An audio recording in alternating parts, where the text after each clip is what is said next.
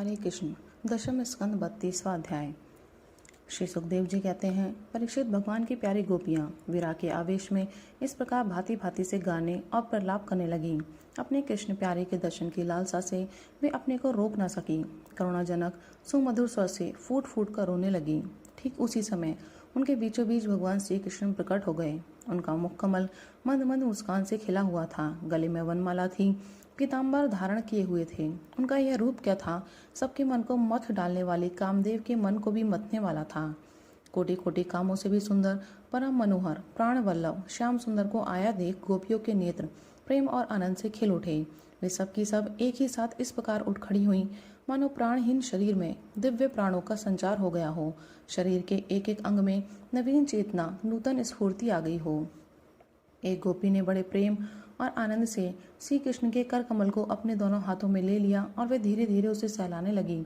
दूसरी गोपी ने उनके चंदन चर्चित भुजदंड को अपने कंधे पर रख लिया। तीसरी सुंदरी ने भगवान का चबाया हुआ पान अपने हाथों में ले लिया। चौथी गोपी, जिसके हृदय में भगवान के विरह से बड़ी जलन हो रही थी, बैठ गई और उनके चरण कमलों को अपने वक्ष स्थल पर रख लिया। पांचवी गोपी प्रणय कोप से विहल होकर वहीं चढ़ाकर दांतों से होठ दबाकर अपने कटाक्ष बाणों से बीनती हुई उनकी ओर ताकने लगी।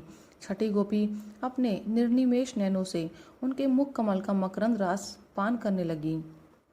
परंतु जैसे संत पुरुष भगवान के चरणों के दर्शन से कभी तृप्त नहीं होते, वैसे ही वह उनकी मुख माधुरी का निरंतर पान करते रहने पर भी तृप्त नहीं होती थी।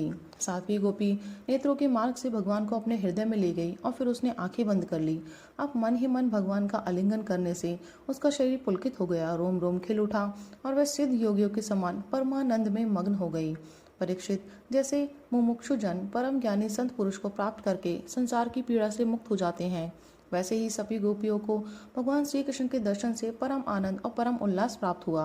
उनके विरह के कारण गोपियों को जो दुख हुआ था उससे वे मुक्त हो गईं और शांति के समुद्र में डूबने उतराने लगी।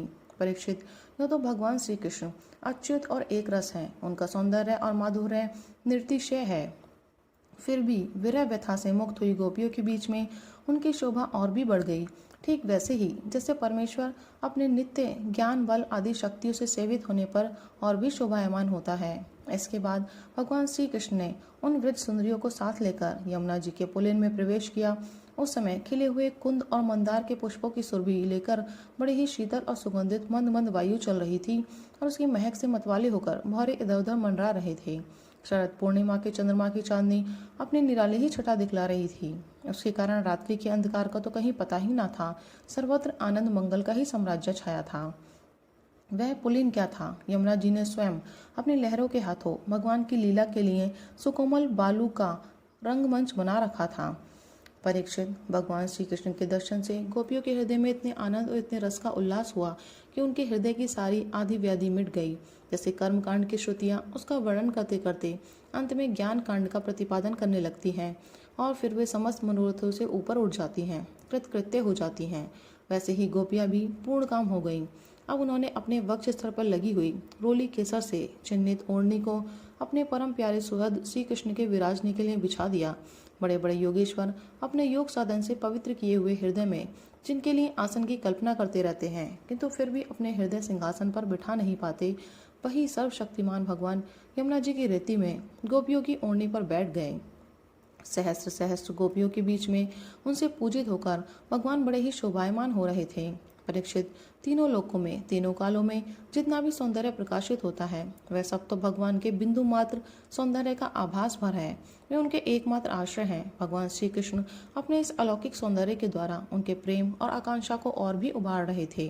गोपियों ने अपनी मंद मंद मुस्कान, विलासपूर्ण चितवन और तिरछी बाहों से उनका सम्मान किया। किसी ने उनके चरण कमलों को अपनी गोद में रख लिया तो किसी ने उनके कर कमलों को। वे उनके संस्पर्श का आनंद लेती हुई कभी कभी कह उठती थीं, कितना सुकुमार है, कितना मधुर है। इसके बाद श्री कृष्ण के छिप जाने से मन ही मन तनिक रूठकर उनके मुंह से ही उनका दोष स्वीकार कराने के लिए वे कहने लगी। गोपियों ने कहा, नटनागर, कुछ लोग तो ऐसे होते हैं जो प्रेम करने वालों से ही प्रेम करते हैं और कुछ लोग प्रेम ना करने वालों से भी प्रेम करते हैं, परंतु कोई कोई दोनों से ही प्रेम नहीं करते। प्यारे, इन तीनों में तुम्हें कौन सा अच्छा लगता है? भगवान श्री कृष्ण ने कहा, मेरी प्रिय सखियों, जो प्रेम करने पर प्रेम करते हैं उनका तो सारा उद्योग स्वार्थ को लेकर है। लेन देन मात्र है, ना तो उनमें सौहार्द है और ना तो धर्म। उनका प्रेम केवल स्वार्थ के लिए ही है, इसके अतिरिक्त उनका और कोई प्रयोजन नहीं है। सुंदरियों, जो लोग प्रेम ना करने वाले से भी प्रेम करते हैं, जैसे स्वभाव से ही करुणाशील सज्जन और माता पिता, उनका हृदय सौहार्द से, हितैषिता से भरा रहता है, और सच पूछो तो उनके व्यवहार में निश्चल सत्य एवं पूर्ण धर्म भी है। कुछ लोग ऐसे होते हैं जो प्रेम करने वालों से भी प्रेम नहीं करते, ना प्रेम करने वालों का तो उनके सामने कोई प्रश्न ही नहीं है। ऐसे लोग चार प्रकार के होते हैं। एक तो वे जो अपने स्वरूप में ही मस्त रहते हैं, जिनकी दृष्टि में कभी द्वैत भासता ही नहीं। दूसरे वे जिन्हें द्वैत तो भासता है, परंतु जो कृतकृत्य हो चुके हैं, उनका किसी से कोई प्रयोजन ही नहीं। तीसरे वे हैं जो जानते ही नहीं कि हमसे कौन प्रेम करता है। और चौथे वे जो जानबूझकर अपना हित करने वाले परोपकारी गुरु तुल्य लोगों से भी द्रोह करते हैं, उनको सताना चाहते हैं। गोपियों, मैं तो प्रेम करने वालों से भी प्रेम का वैसा व्यवहार नहीं करता जैसा करना चाहिए। मैं ऐसा केवल इसलिए करता हूँ कि उनकी चित्तवृत्ति और भी मुझ में लगे, निरंतर लगी ही रहे। जैसे निर्धन पुरुष को कभी बहुत सा धन मिल जाए और फिर खो जाए तो उसका हृदय खोए हुए धन की चिंता से भर जाता है, वैसे ही मैं भी मिलकर छिप छिप जाता हूँ। गोपियों, इसमें संदेह नहीं कि तुम लोगों ने मेरे लिए लोक मर्यादा, वेद मार्ग और अपने सगे संबंधियों को भी छोड़ दिया है। ऐसी स्थिति में तुम्हारी मनोवृत्ति और कहीं न जाए, अपने सौंदर्य और सुहाग की चिंता ना करने लगे, मुझ में ही लगी रहे। इसलिए परोक्ष रूप से तुम लोगों से प्रेम करता हुआ ही मैं छिप गया था। इसलिए तुम लोग मेरे प्रेम में दोष मत निकालो।